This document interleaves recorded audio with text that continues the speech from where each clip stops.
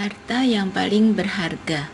Ingatlah akan Yesus Kristus yang telah dibangkitkan dari antara orang mati, yang telah dilahirkan sebagai keturunan Daud.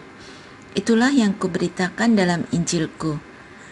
Karena pemberitaan Injil inilah aku menderita, malah dibelenggu seperti seorang penjahat.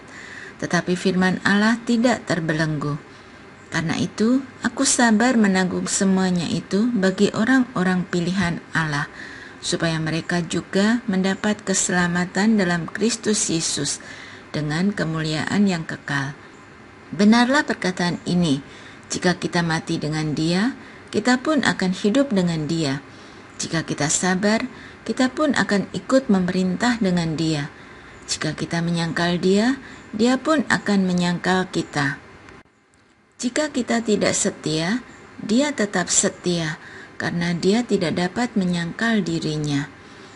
Ingatkan dan pesankanlah semuanya itu dengan sungguh-sungguh kepada mereka di hadapan Allah, agar jangan mereka bersilat kata, karena hal itu sama sekali tidak berguna, malah mengacaukan orang yang mendengarnya. Usahakanlah supaya engkau layak di hadapan Allah sebagai seorang pekerja yang tidak usah malu, yang secara tepat menjelaskan perkataan kebenaran itu. Apa warisan paling berharga yang bisa diterima seseorang dalam hidup ini? Sebagian akan menjawab, emas, rumah, pendidikan, atau koneksi sosial.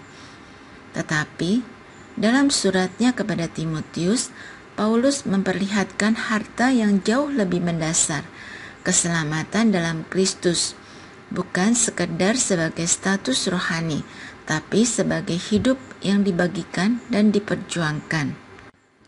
Paulus menulis dari dalam penjara, tetapi ia tidak menyebut deritanya sebagai tragedi. Justru ia menyebut bahwa semua itu ia tanggung demi orang-orang pilihan, agar mereka mendapat keselamatan.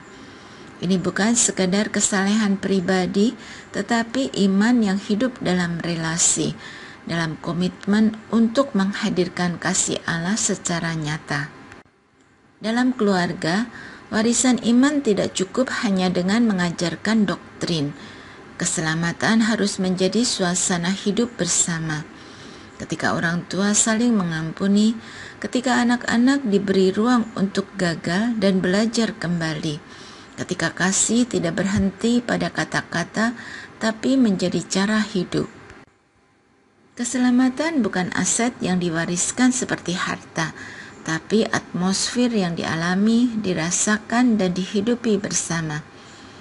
Maka rumah yang mewariskan iman adalah rumah yang berjuang menjaga relasi, memulihkan luka, dan terus menaruh Kristus sebagai pusat, bukan hanya dalam doa keluarga, tapi juga dalam cara bicara, cara marah, dan cara saling memeluk setelah konflik. Pertanyaan refleksi. 1. Dalam hal apa keselamatan Kristus sudah menjadi atmosfer yang hidup di keluargaku? 2. Apa tantangan terbesarku dalam menjadikan relasi keluarga sebagai ruang yang memulihkan? 3. Apa satu tindakan nyata minggu ini yang bisa saya lakukan untuk menghadirkan kasih Kristus dalam rumah?